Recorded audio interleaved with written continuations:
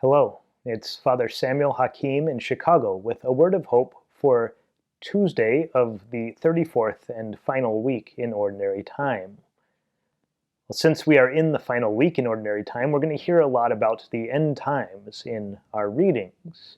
In this morning's Gospel, Jesus predicts the destruction of the temple and, by extension, the destruction of all things.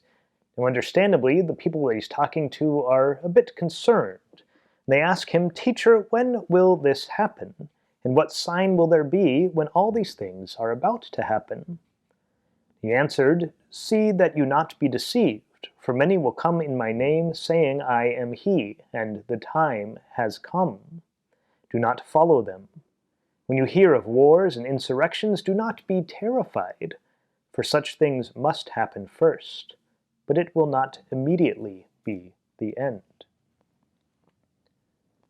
Well, I've noticed within myself that the more that I watch the news these days, the more concerned, stressed out, anxious, and terrified I become.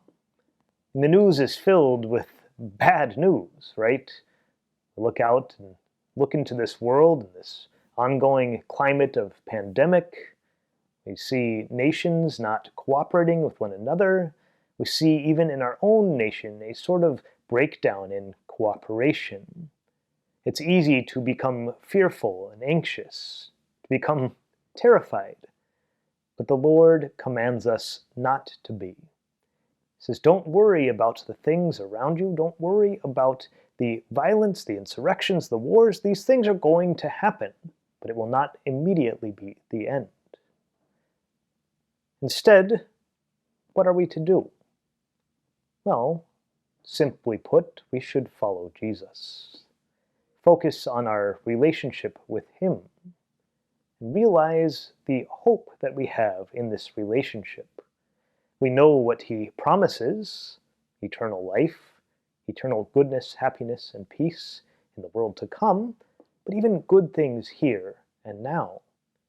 And I think that if we put aside our anxieties, our fears, and maybe turn off the news and pick up the Bible or the Rosary or spend time in quiet prayer with God, we'll find ourselves more at peace.